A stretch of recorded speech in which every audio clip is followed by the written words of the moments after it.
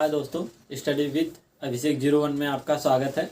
तो आज हम नेक्स्ट क्लास जानेंगे इसके कि स्वर तंत्रियों में कंपन के आधार पर जो है कि वर्गीकरण इसके आधार पर जानते हैं। तो हमारा व्यंजन चल रहा है वर्णमाला चैप्टर, तो आज ये जानेंगे। उसके बाद हम जानेंगे कि उच्चारण के स्थान पर जैसे क वर्ग, ट वर्ग, जो है कि कंठ, तालु, मूर्धन, दंत, ओष्ठ, इसके बारे में जानेंगे हमारा। फिर उसके बाद वर्णमाला आज खत्म हो जाएगा वीडियो में। फिर नेक्स्ट वीडियो में हमारा चलेगा जो है कि संधि। आप ठीक है। स्वर तंत्रियों में कंपन के आधार पर, स्वर तंत्रियों के कंपन के आधार पर कितने प्रकार के होते हैं? तो दो होते हैं। कितने होते हैं? दो होते हैं। कौन कौन से? एक होता है अघोष, दूसरा होता है घोष या तो संघोष। अघोष किसे कहते हैं? तो जिनको बोलने पर स्वर जो है तंत्रियों में कंपन नहीं होता है, उसे अघोष कहते हैं। क्या होता है कि जिनको बोलने में हमारी स्वर जो है तंत्रियां जो है कंपन नहीं करती हो, उन्हें हम क्या कहेंगे? उन्हें हम अघोष कहते हैं। क्या कहते हैं? अघोष कहते हैं। जैसे कि कौन कौन से होते हैं? फर्स्ट और सेकेंड जो आते हैं ये अघोष में आते हैं। उसके बाद बड़ा सा, खटखटवा सा और छोटा सा, ये तीनों जो है कि अघोष में आते हैं। इनको जो है कि बोलने पर स्वर तंत्रियां कंपन नहीं करती हैं। क वर्ग में जैसे है क, च, ट, थ, प। क्या है? कचट दब।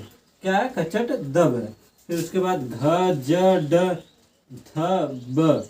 तो ये जो हुआ क वर्ग में क, च, ट, थ, फिर ब, घ, झ, ढ, थ, फिर फ, फल। तो ये हुए। फिर छोटा सा, खटखटवा सा, ह। ये जितने हुए ये 13। ये कितने इनकी संख्या 13 है। जो ये 13 हैं ये क्या कहलाते हैं? अघोष कहलाते हैं। क्या कहलाते हैं? अघोष। ठीक है। तो ये हो गई बात अघोष की। अब बात आती है घोष या तो संघोष की। जिनको बोलने पर स्वर तंत्रियों में कंपन क्या होता है? स्वर तंत्रियों में क्या होता है? कंपन जो है कि होता है। क्या होता है? कंपन होता है। जिनको बोलने पर स्वर तंत्रियों में कंपन होता है उसे हम क्या कहेंगे? उसे हम घोष या तो संघोष कहते हैं। जैसे इसमें कौन कौन से आते हैं? इसमें 3, 4, 5 आएंगे। और पहले वाले हम जानते हैं यहाँ पर 1 और 2, ठीक, 5 ही होते हैं। तो 3, 4, 5। फिर उसके बाद इसमें ख आ जाएगा। फिर इसमें यंथस्थ वाला आ जाएगा, य, र, ल, व आ जाएगा। ठीक है। इसमें यह आ जाएगा। तो 3 में कौन आता है? ग, ज, ड, द, ब। क्या आएगा? गजड द। फिर उसके बाद तीसरी लाइन घ, ज, ड, ध, भ। फिर उसके बाद यह आ जाएगा आपका ड़, ङ, ड़, न, म। ये तीनों, 3, ये तीसरा, ये चौथी लाइन, ये 5वीं लाइन। ग, ज, ड, द, ब याद इससे कर लीजिए। फिर घ, ज, ड, द, ब इसे रहिए। नासिक के वाला याद कर लीजिए। तो 5, 5, 5 ये हो जाएगा 25। उसके बाद ये मिला जुला कर 6। तो इनकी संख्या 31 हो गई। तो घोष की जब पूछे आपसे कि घोष की या तो संघोष की संख्या कितनी होती है, घोष या तो संघोष की संख्या कितनी होती है? 31। तो घोष और संघोष में कौन कौन से आते हैं? तो 3, 4, 5। फिर उसके बाद ह, फिर कामा य, र, ल, फिर उसके बाद व। और 3, 5 में कौन आते हैं? तो ग, ज, फिर ड, ध, ब। फिर इसे याद कर लीजिएगा बढ़िया से। उसके बाद घ, ज, ड, द, इसे फिर इसे। ठीक है। तो अघोष में याद करने का तरीका 1, 2। उसके बाद अघोष में 1, 2 पहली लाइन और दूसरी लाइन। अघोष में 3, 4, 5। ठीक है। फिर उसके बाद ह, फिर य, र, ल, व अंतस्थ व्यंजन। अघोष में खटखटवा सा, बड़ा सा। तो इनकी संख्या 13 हो गई, इनकी संख्या 31 हो गई। ठीक। तो बात आ गया घोष और अघोष की। अब हम बात करते हैं उच्चारण के स्थान पर कि क्या होता है। ठीक है। ये देखते हैं कि उच्चारण के स्थान पर कौन कौन आता है। आज हम उसके बारे में फिर बात करते हैं। जैसे हमारा आता है क वर्ग, च वर्ग, ट वर्ग, त वर्ग, प वर्ग। जो हमारा क आता है वो कंठ वर्ग होता है।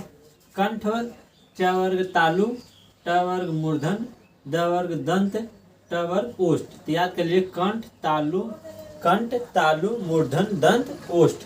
यही हमें जो है कि 5 के 5 याद करना है। तो कंठ में कौन आएगा? कंठ में क वर्ग आएगा, क ख ग घ अंगा। इसके बाद इसमें जो है कि कंठ में कौन सा आएगा? आ आएंगे, उसके बाद ह भी आएगा, आ फिर ह आएंगे। ठीक। तालु वर्ग में च छ ज झ इया, फिर ई आएंगी, फिर यस भी आएगा। कौन आएगा? याद करने का तरीका ई, उसके बाद यस भी आएंगे। कौन? यस।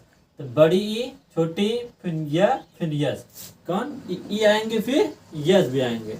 फिर उसके बाद कंठ के बाद मूर्धन में ट वर्ग को क्या कहते हैं? मूर्धन, ट ठ ड ढ अड़ा। इसमें आएंगे ऋषि, इसे याद कर लीजिएगा ऋषि के नाम से।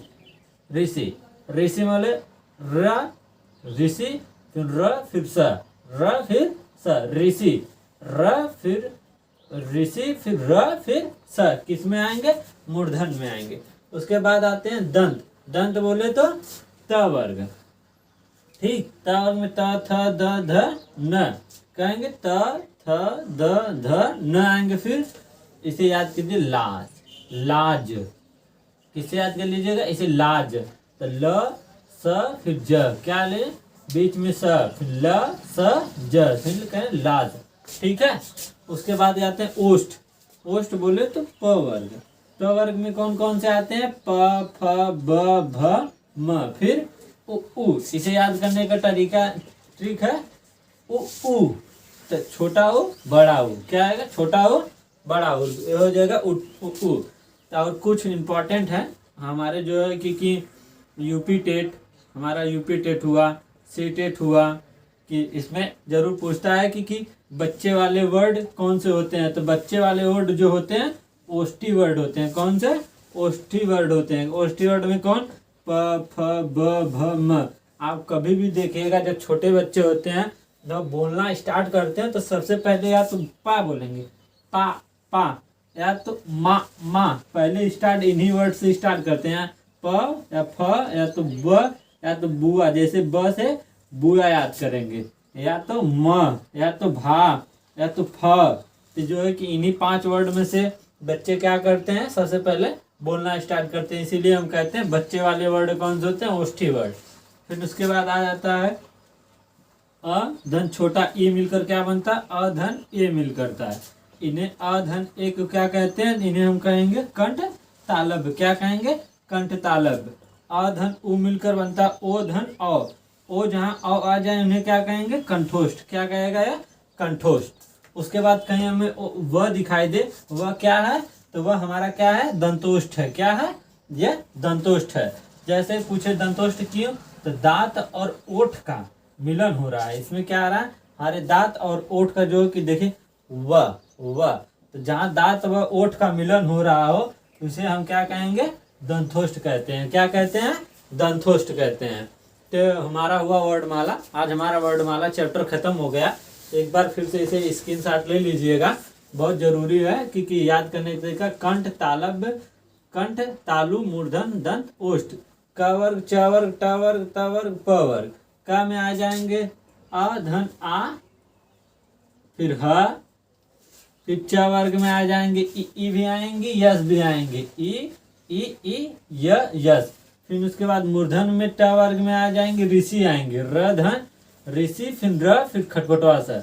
फिर दंत में कौन आएंगे? लाज, ल स ज। क्या आएंगे? ल स ज। फिर उसके बाद ओष्ठ में क्या आएंगे? उ आएंगे। ठीक है, तो इसे याद कर लीजिएगा। यह हुआ उच्चारण के स्थान पर। वीडियो अच्छी लगी हो तो लाइक एंड सब्सक्राइब जरूर करिएगा। नहीं समझ में आ रहा हो तो कमेंट कर कर जरूर बताइए, और हमारे ऊपर आप विश्वास रखिएगा। ये SSC GD हुआ हमारा, SSC GD का जब हमारा जो है कि एग्ज़ाम होगा तब तक हमारी हिंदी जो है कि कंप्लीट हो जाएगी। मुझे पता है कि आप लोग बड़े बड़े चैनलों पर विजिट करते हैं ताकि वहाँ आपको ट्रस्ट होता है। आप एक बार मेरी हिंदी की क्लास पूरा देख कर देखिए, आपको विश्वास दिलाते हैं कि हम आपको हिंदी में जो है कि 20 में से 20 नहीं तो 18 या तो 19 हम आपको जो है कि SSC GD में ला कर दिखाएंगे। हमारा 20 में से 20 हम खुद दिए हैं तो हमारा आया है। हम आपको फिर उसके बाद रीजनिंग का एक और क्लास स्टार्ट करने वाले हैं, हमारा सुबह में हिंदी आपको एक वीडियो अपलोड होता रहेगा, एक शाम को रीजनिंग। तो हमारा रीजनिंग में भी 20 में से 20 है कहेंगे तो हम आपको दिखा देंगे अपना। हमारा 20 में से 20 रीजनिंग आया है, इस जो है कि हिंदी में इतना आया है। तो हम आपको इतना है कि SSC GD के लिए जब हमारा एग्जाम होगा तो आपको हिंदी इतने अच्छे से कवर करवा देंगे, और आपको हम वो बताएंगे चैप्टर, कौन कौन से चैप्टर आपको इम्पोर्टेंट है, कौन कौन पढ़कर जानना है। बस वही आप पढ़कर जाइएगा, देखिएगा सटीक बजेगा। यूपीपी की तरह इतना लंबा सिलेबस जो है कि हिंदी का नहीं होता है। तो आप इसे पढ़ लेंगे तो यूपीपी हुआ आपका SSC GD हिंदी, इससे आपका क्लियर हो जाएगा। मैं 100% गारंटी देकर कहता हूँ। आप एक बार क्लास देख कर देखिएगा, आपको समझ में जरूर आएगा। उसके बाद रीजनिंग भी आपको देखिएगा, हम स्टार्ट करने वाले हैं कुछ दिन में, टाइम मिलता है तो फिर उसके बाद देखिएगा। आप रीजनिंग कर देखिएगा, आपको रीजनिंग समझ में ना आए तो बताना है। तो प्लीज़ एक बार अपने भाई को सपोर्ट करिएगा, वीडियो जरूर देखिएगा। जय हिंद, जय भारत माता।